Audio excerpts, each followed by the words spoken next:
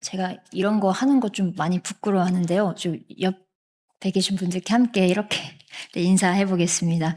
네, 주는 그리스도이십니다. 네, 주는 살아계신 하나님의 네, 아들이십니다. 네. 네, 주가 그리스도 되시고 살아계신 하나님의 아들 되심이 아멘이십니까? 네, 이 말씀이 오늘 함께 나눌 주제입니다. 네. 네, 오늘 성경은요, 하나님, 사람을 통해 보이시고 이루신 하나님의 구원 역사이자 이야기입니다. 성경에 기록된 여러 인물 중에는 다양한 사람들이 있습니다. 하나님 말씀을 들었던 사람도 있고요, 믿음으로 행했던 사람들, 성경의 몇 저자들처럼 하나님의 감동에 의해 성경을 쓴 사람들도 있습니다.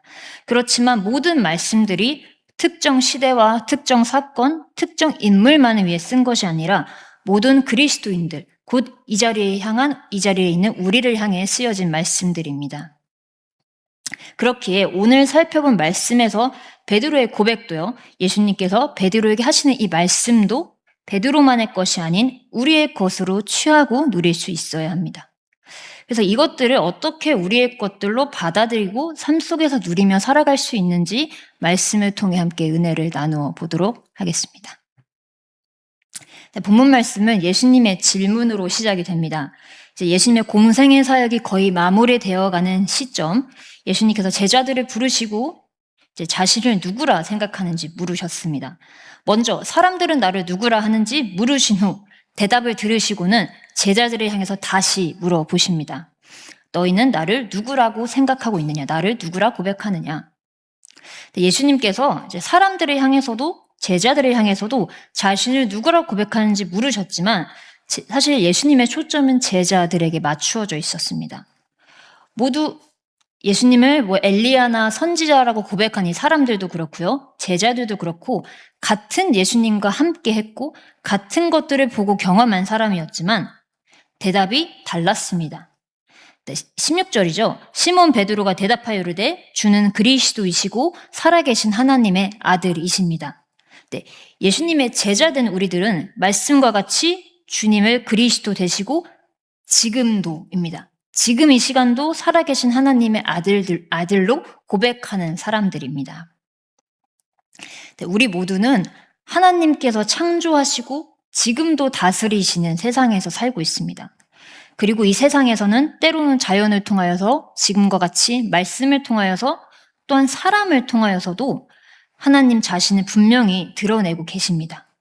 그 하나님의 다스림 속에 모든 사람들이 살아가고 있지만 여전히 예수님이 누구이신지 모르는 사람들이 많습니다. 사실 모른다기보다 알기를 원하지 않는 것이죠. 부정하는 것이죠.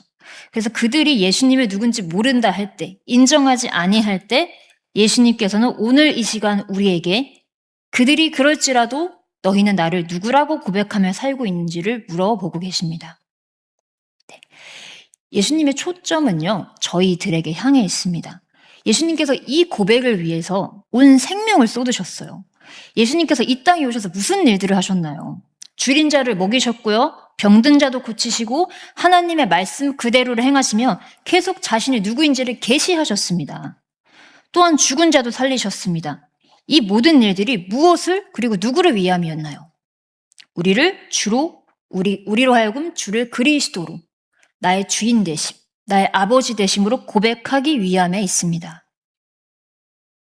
이처럼 우리가 주를 그리스도로 알고 바르게 고백하는 것이 예수님께서 이 땅에 오셔서 이루고자 하셨던 일입니다. 그러므로 예수님이 누구이신지를 바르게 알고 고백하는 것은 우리의 정체성에 대한 답이기도 합니다. 정체성은 우리가 누구인지를 아는 것이죠. SNS 같은 데 보면 가끔 좀 특별한 동물들이 나올 때가 있는데, 예를 들면 고양이와 같이 자란 허스키, 그런 게들이 보여요. 그러면 허스키란 종이 본래 체구도 크고 썰매견이잖아요. 그래서 늠름한데 고양이랑 같이 자란 거예요. 강아지가요. 이 허스키가 고양이랑 자라서요, 막 그 큰 체구를 가지고 캣타워에 올라가기도 하고요, 고양이 특유의 식빵 굽는 자세라고도 하죠. 그런 걸 따라하면서 고양이처럼 살아요. 그런데요, 이 허스키가 고양이처럼 행동한다고 해서 고양이가 되는 것이 아니잖아요.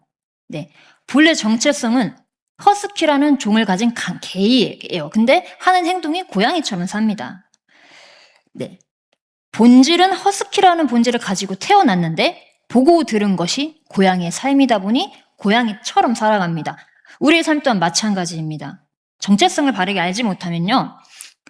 그 허스키와 같이 다른 것을 흉내내면서 살아갑니다. 자신의 가치를 제대로 발휘할 수가 없습니다. 하나님의 자녀의 정체성을 가진 우리들이 자신이 누구인지를 바로 알지 못한 채 세상에서 보고 세상에서 듣는 것에 익숙해지면 다른 길을 따라갑니다. 죄인을 흉내내면서 살아가게 된다는 거예요. 죄인이 아니잖아요. 죄악된 것들이 남아있을 뿐이지 그리스도의 보혈을 통해 이미 깨끗게 함을 받았는데 죄인을 흉내내면서 살아가고 스스로 죄인이라고 생각하면서 살아간다는 거예요. 어떨 때요? 내 정체성을 알지 못할 때요. 네. 곧 죄인의 길로 가서 죄인을 흉내내며 살아가게 된다는 것입니다. 그리스도의 보혈을 이미 받았음에도 불구하고 말이죠. 이제 우리는 본래 죄인이라는 본질을 벗고 성령으로 거듭나서 하나님의 자녀라는 새로운 본질을 가지게 되었습니다. 네. 그래서 우리가 고백한 것과 같이 하나님의 자녀, 곧 그리스도를 따라가는 사람들이라는 것이 새로운 정체성입니다. 이 그리스도의 정체성에는 특별한 한 가지가 있는데요. 이 정체성의 주체가 나에게서 나오지 않습니다. 일반적으로 정체성이라 하면 나는 누구인가를 묻지 않습니까? 그래서 나는 이런 사람이고 나는 이런 성향을 가졌고 나는 이것을 좋아하고 저것을 싫어하고 계속 나로부터 시작해요. 나는 누구인지 계속 자신을 묵상하며 나는 이런 사람이구나. 이런 걸 불편하고 이런 걸 좋아하는 사람이구나. 그러면서 나로부터 시작돼서 찾아가는 정체성인데요. 이것은 세상에서 가르치는 것이고 그리스도의 정체성은 우리에게서 나오지 않습니다. 우리에게서는 선한 것이 나올 수가 없습니다. 그리스도인들은 내가 누구인지를 물으며 나에게서 답을 찾지 않는다는 거예요. 그래서 성경을 보는 것이죠. 나는 누구인가를 나에게서 찾는 것이 아니라 말씀을 통해서 찾습니다. 왜요? 우리가 말씀으로부터 온 사람들이기 때문이에요. 네. 그러므로 그리스도가 누구이신지를 분명히 깨닫고 알 때 그 사람이 그리스도인이 되어지는 것입니다. 나를 참 나되게 하시는 분, 그리스도인을 참 그리스도인 되게 하시는 분이 예수 그리스도입니다. 성도 여러분, 우리의 답은, 모든 답은 예수님께 있습니다. 예수님이 누구이신지를 바르게 알고 나야 내가 누구인지도 알게 됩니다. 네, 주가 그리스도이심을 알아야 우리가 그리스도임을 알게 됩니다. 그렇기에 이 16절의 고백이 반드시 우리 각자의 고백이 되어줘야 합니다. 계속해서 말씀을 좀 이어서 보겠습니다. 이와 같은 베드로의 고백 후에 예수님께서 베드로에게 하시는 말씀이 있습니다. 17절의 말씀입니다. 띄워주시나요? 네. 이제 함께 읽어보겠습니다. 예수께서 대답하여 이르시되 바요나 시모나 내가 복이 있도다. 이를 내게 알게 한 이는 혈육이 아니요 하늘에 계신 내 아버지시니라. 아멘. 예수님께서 먼저 베드로에게 바요나 시모나 내가 복이 있도다 말씀을 하시죠. 예수님께서 말씀하신 이 복이 무엇일까요? 우리의 정체성이 나로부터 시작되는 게 아닌 것처럼 이 복도 세상에서 시작되는 복이 아니에요. 그래서 예수 믿고 복 받으세요는 좀 이게 사람들이 너무 세상의 복을 생각하게 되는데요. 예수님께서 말씀하신 이 복은요, 육신의 소욕과 세상의 기준이 아니라 예수님이 구원자 되시고 내 삶의 주인 되심을 성령을 통해 믿어지고 고백되는 이것이 복이라는 거예요. 네.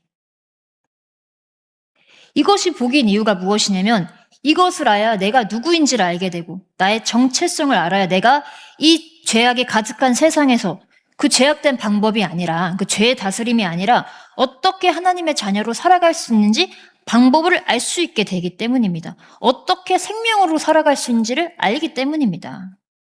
네. 지금까지 그리스도를 바르게 알고 고백하는 것이 예수님께서 이 땅 가운데서 이루고자 하신 일이며 우리가 누구인지에 대한 대답이 된다는 말씀을 드렸습니다.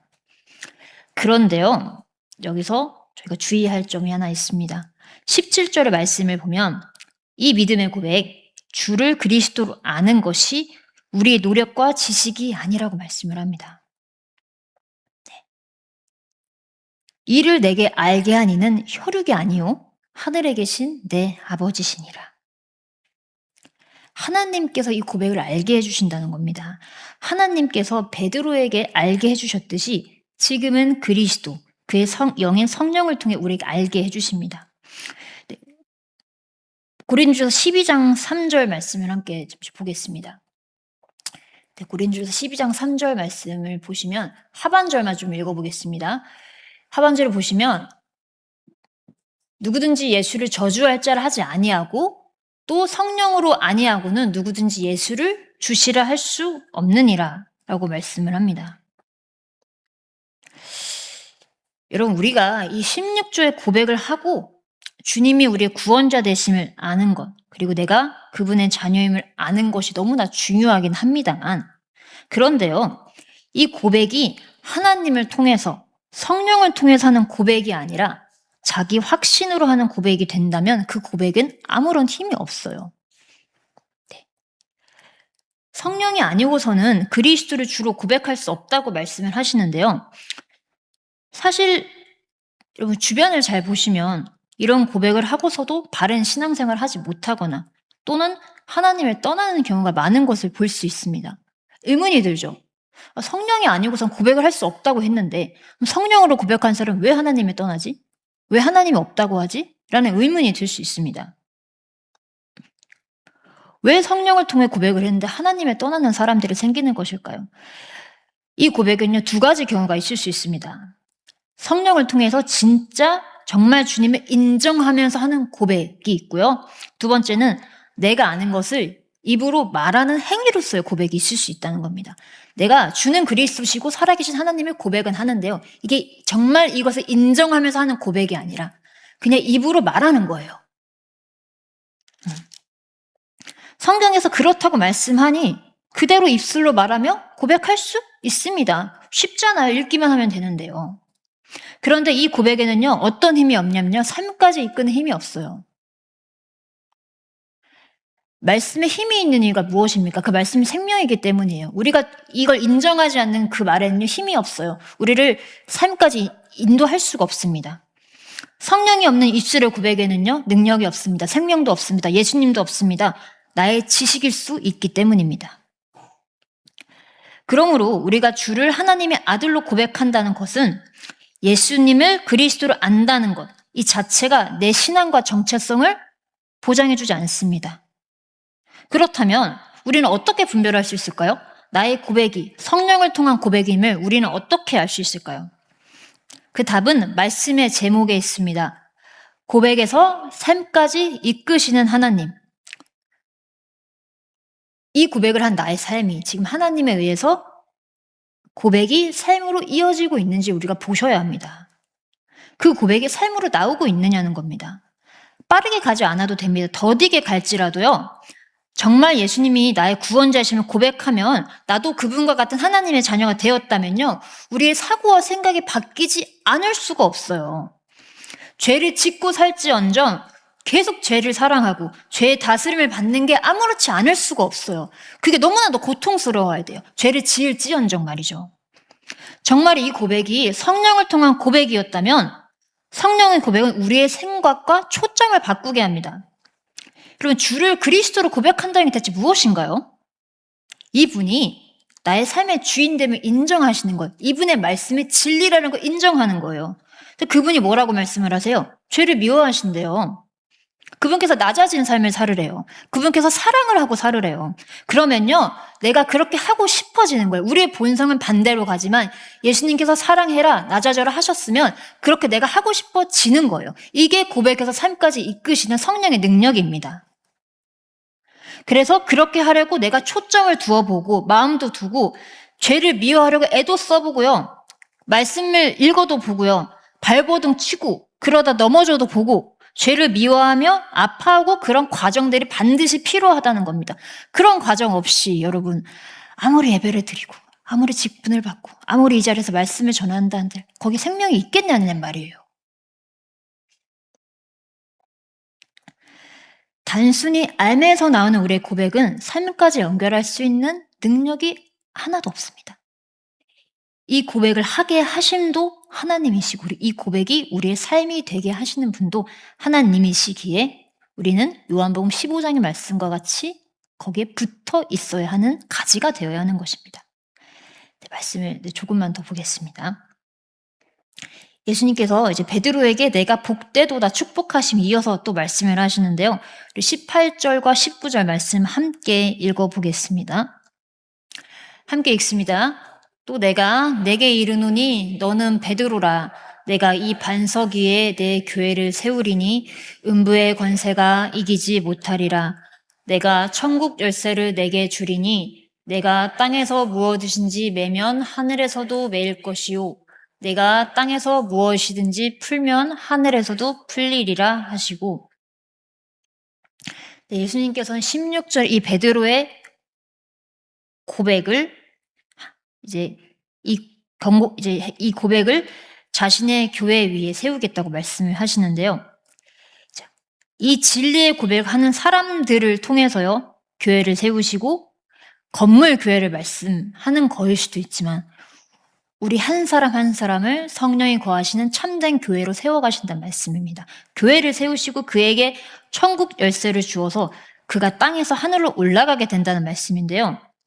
곧 지식의 고백이 아닙니다. 이 고백을 성령으로 하는 우리는요, 하늘과 땅을 연결하는 사람들이라고 말씀합니다. 이 땅에서 천국 열쇠를 가지고 드리는 기도가요, 하늘로 올라갑니다. 우리의 믿음의 고백과 삶이요, 하늘로 올라갑니다. 또한 사람들이 우리의 삶을 통하여 하나님을 보고요, 하나님께 영광을 올려드립니다. 보이진 않죠. 근데 그것이 하늘로 올려진다. 너네는 이 땅과 하늘을 연결하는 사람들이다. 라고 말씀합니다. 예수님께서 이 땅에서 우리와 똑같은 육신을 입고 하나님의 뜻에 순종하며 하나님의 일을 하셨을 때 사람들은 그것을 보고 놀랍게 여겨 이스라엘 하나님께 영광을 돌렸습니다.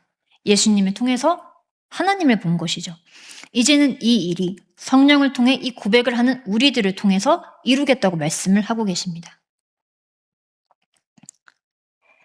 네, 마태복음 5장에서는 우리를 세상의 빛과 소금이라고 말씀을 하셨습니다. 제가 읽어드릴게요. 5장 16절인데요. 너희 빛이 사람 앞에 비치게 하여 그들로 너희 착한 행실을 보고 하늘에 계신 너희 아버지께 영광을 돌리게 하라.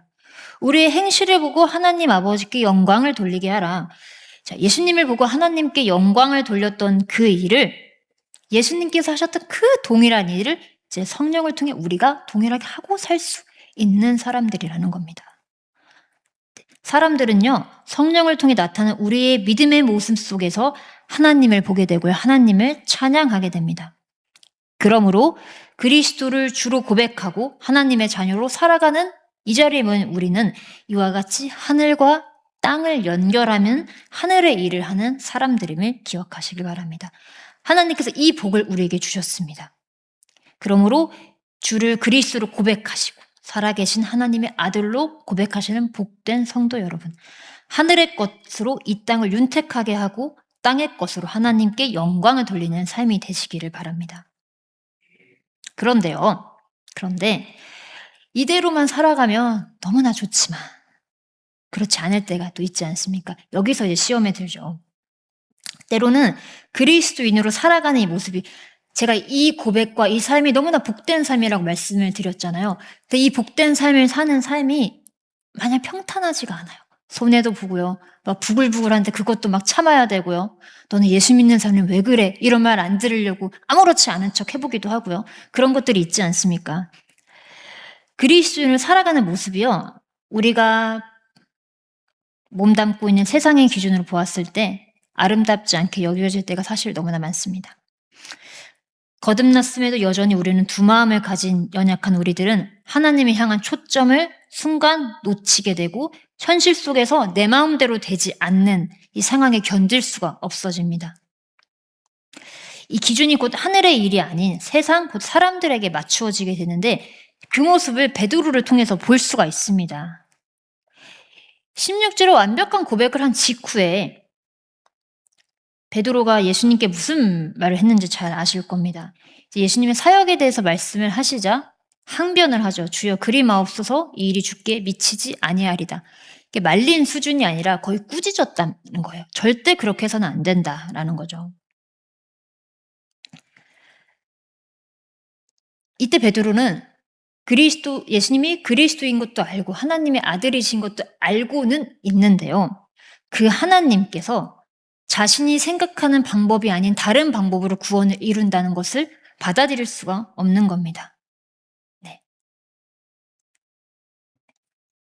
비록 주님을 그리스도로 고백하고 알고 있지만 주님이 말씀하시는 장차 이루실 구원의 방법이 자신이 생각했던 기대와 방법과 기준과 다르다는 것을 견딜 수가 없는 것이고 이런 안타까운 모습은 우리 모두에게도 있습니다. 네. 우리가 이 사실을 알고 있음에도 이 고백으로 사는 삶이 하늘과 땅을 연결하고 가장 복된 삶이라는 것을 우리가 알고는 있음에도 순간순간 하늘의 것을 놓치고 땅의 것을 바라보게 됩니다. 예수님이 영혼의 구원자가 아니라 내 문제를 해결할 삶의 구원자로 바라볼 때가 있습니다. 네. 이 때문에 우리가 순간순간 믿음을 놓치게 되는데요.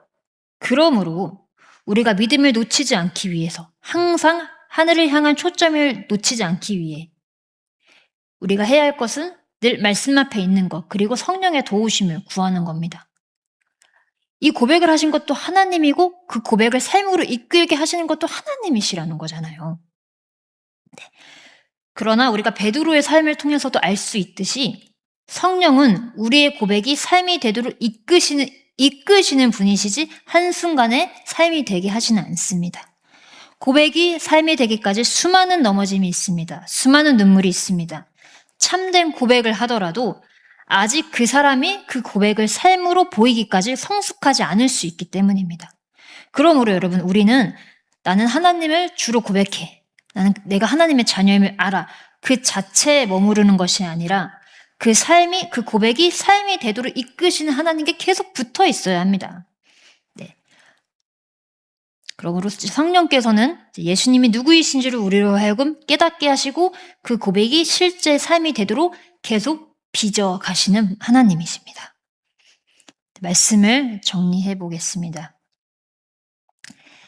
네, 그리스도를 통하여 구원을 이루신 분은 하나님이시고 이 복을 믿고 고백하게 하시는 것도 하나님이시고 성령으로 그 믿음을 가지고 살게 하시는 분도 하나님이십니다. 이것을 계속 기억하셔야 돼요. 왜냐하면 자꾸 이 주체가 내가 될 수 있거든요. 성령으로 우리가 주를 고백할 수 있듯이 초점이 계속 하늘에 맞춰지게 하는 것도 우리 안에 계신 성령님의 역할입니다. 자꾸 성령님의 역할을 가져오지 마세요. 네. 우리가 이 말씀을 기억하시면서 나는 할 수 없습니다.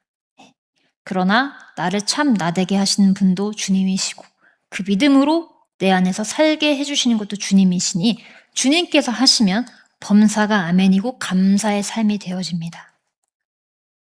네, 우리가 16절을 이 고백의 말씀을 우리 각자의 믿음의 고백으로 올려드리며 우리가 말씀을 마치도록 하겠습니다. 16절의 말씀을 우리가 함께 고백으로 올려드리고 말씀을 마치도록 하겠습니다. 주는 그리스도시요 살아계신 하나님의 아들이시니이다. 아멘.